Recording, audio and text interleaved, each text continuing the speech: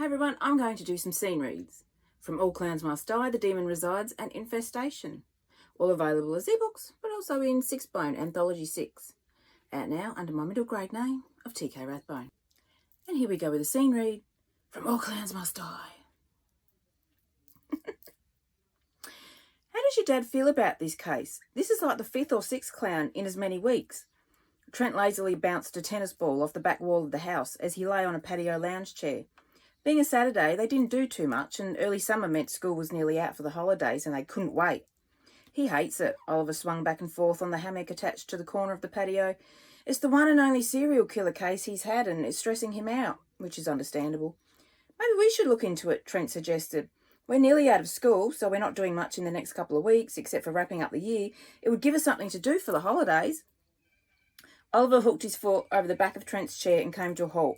What do you mean, we should look into it? Just that, Trent sat up. It would keep us entertained over the holiday and give us something to do. We could use Google and the library for research on serial killers, learn about clowns, and here's an interesting tidbit I bet you haven't realised.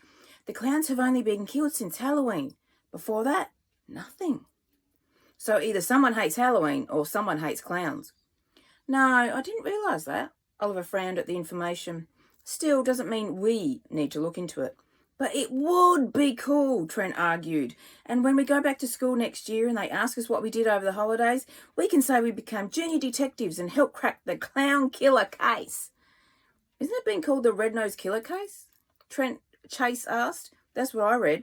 I heard it was the Killer Clown case. Scott piped up from his seat on the patio railing. How many names does this thing have? Who cares, Trent went on. We could look into it, go looking for clowns, maybe do some interviews and be junior reporters as well as crime-solving junior detectives. Oliver stared hard at Trent and then at Scott and Chase before reverting his gaze to Trent. You're nuts. You know that. Trent shrugged. I'm going to be a detective or lawyer one day. I better get the practice in now. So you want to be a Hardy boy, Oliver joked. And who are we supposed to be? Your faithful sidekicks? Who the hell are the Hardy Boys? Trent demanded. And no, I don't need sidekicks when I have my best friends. What do you say? You up for the challenge? Maybe we can help your dad crack the case. That would make my dad Fenton Hardy and I'd be Frank, which would make you Joe, and Scott and Chase would be Biff and Chet because neither of you look like Tony. Oliver chuckled. He knew none of them had any idea what he was talking about.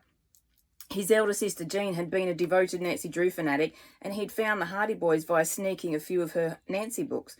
Either way, I'm not about to get into trouble with my dad by digging where I shouldn't be, or I'll end up in the emergency room being treated by my mum. His mother was a paediatric doctor at the local hospital. You wouldn't, you wuss. All we're doing is research. Trent stood up, excitement coursing through his veins. We'll hit up Google, hit up the library, and if we have to, read the newspapers. We have a ton of those, Oliver told him. Mum and Dad bring home multiples every day. They haven't been thrown out yet. Great! What are we sitting around here for? Where are they? Let's get started. Trent clapped his hands and ushered everyone inside. And now I'm doing a scene read from The Demon Resides. The boys managed to find the first movie online and watched it that evening before the second movie that night. Well, Jude asked after it had finished, enough to give you nightmares? Meh, I doubt it. Keegan stretched his muscles out and rested back against Jude's bed where they'd been sitting on the floor watching TV in his bedroom. Personally, I don't think it's scary enough to bring on nightmares. Well, something made me think of that damn claw last night, Jude muttered. I'm going to go to the bathroom and grab some snacks from the fridge. Want anything? A soda, Keegan replied and changed the channel to see what else was on. He thought the movie was rather boring and wasn't really into watching the second, but a deal was a deal. They watched Nightmare on Elm Street too, and lasted until the credits rolled and the network played an ad for their latest reality show. Well, Jude turned to his best friend. Not as good as number one. Something tells me they'll just get worse. That would be all of the reviews we read online. Keegan sniggered. Yeah, still don't think much of it. It probably is the ultimate monster under the bed movie. I mean, really, who'd want to sleep knowing that was going to happen? Jude changed the channel to see what else was on.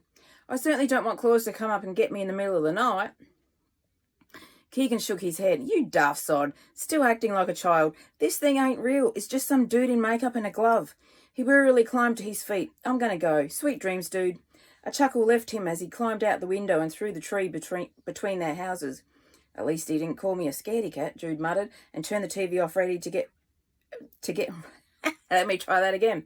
At least he didn't call me a scaredy cat, Jude muttered, and turned the TV off to get ready for bed. Sweet dreams, scaredy cat, Keegan called from his room. Jude heard his chuckle and stuck himself halfway out of his window. I'm not a freaking scaredy cat, you simpleton. Keegan flipped him the bird and closed his window. Jude did the same and hoped his locked window kept the monsters at bay.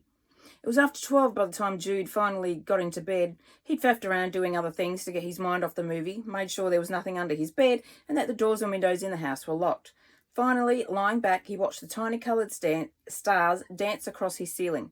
He was into all things celestial and had a lamp that spread the galaxy over his room.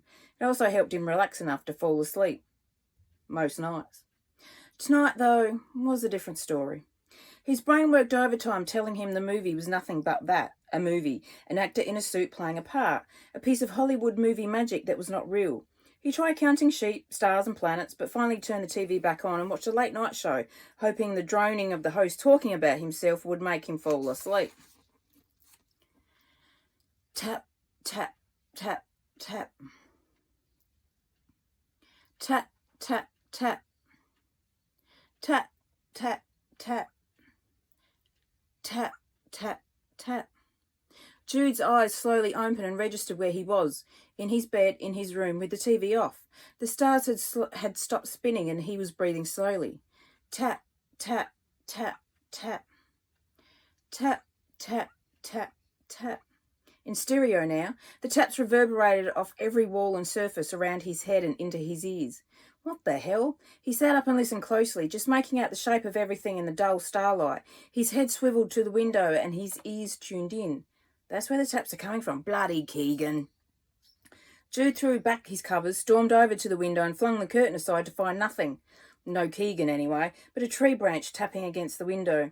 Breathing a sigh of relief, he opened the window to break off the branch, and after throwing it into the tree, he closed the window on the chilly night. Back in bed, he flicked off his bedside lamp and tried to straighten out his bedding, but his feet became entangled in the sheets. With a huff, he turned his light back on. How the hell did this get so messy, he muttered, pulling his top sheet over the bed. As he reached for his quilt, something caught his eye, and he stopped and stared and dropped the quilt, exchanging it for the top sheet. Slowly holding it up, he saw 4 slashes down the middle. And here we go with a scene read of Infestation. The next day at school, Darius tried his luck once more.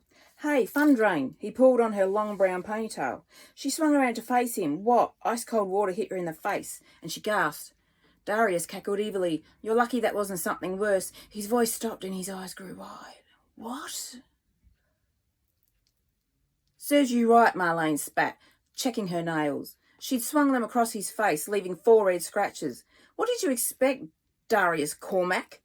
She saw drops of blood forming on the wounds. You've bullied me for years, more so this year, and just a couple of weeks ago you shoved me so hard I fell over and could have been seriously hurt. And now you pull my hair and throw water in my face?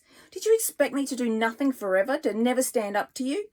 Glaring at his friends, who all stood around him in shock, she added, and if any of you think you can try it again, don't. The heat behind her eyes was blinding her, or maybe that was her fury. Why she was suddenly standing up to her bully, she didn't know, although it was starting to feel good. Well? The kids looked among themselves and backed off. She turned to Darius. Touch me or assault me or insult me again, and you really won't like what I do. She walked off to the girls' toilets to try and dry her uniform before the school bell rang, and she managed it, only to be accosted by the principal when she walked out. Marlene? Mrs. Butterworth? She shouldered her bag and stared at the principal. I heard you slap Darius Cormac. While she wasn't happy that it had happened, she was happy that the poor girl had finally defended herself. I didn't slap him. I scratched him because he pulled my hair and threw water on me. I defended myself. It's something I should have been doing since I first started being bullied. I've just finished drying my uniform under the hairdryer. I know my mother certainly wouldn't have appreciated it if it was ruined. Let me try that again. I know my mother certainly wouldn't have appreciated it being ruined if it was anything other than water.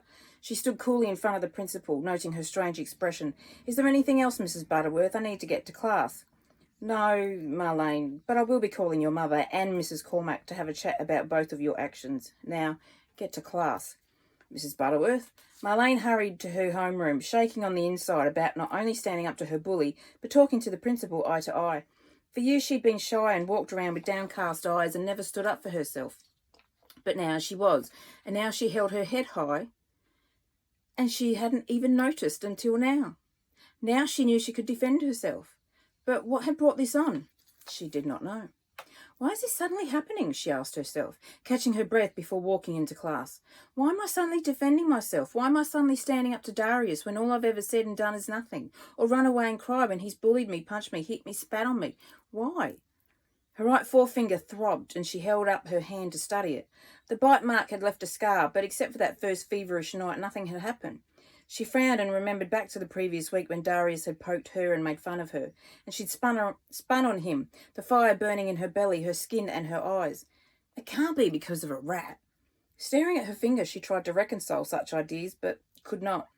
"Marlene, time for class," the teacher called from the door. Marlene startled and smiled. She walked into the classroom and over to an empty desk, which meant she would be sitting alone. But she didn't care. Not anymore. She raised a brow at Darius and his friends, then turned away. She was done with being bullied and done with not defending herself. And there were some scene reads. From All Clans Must Die, The Demon Resides, and Infestation. Out now as ebooks, all 3 in ebooks, or in 6-bone, Anthology 6, all out now under my middle grade name of TK Wrathbone. Up there in large print, as you can see by that, paperback, trade paperback, hardcover laminate or dust jacket, hardcover, they're all good online bookstores.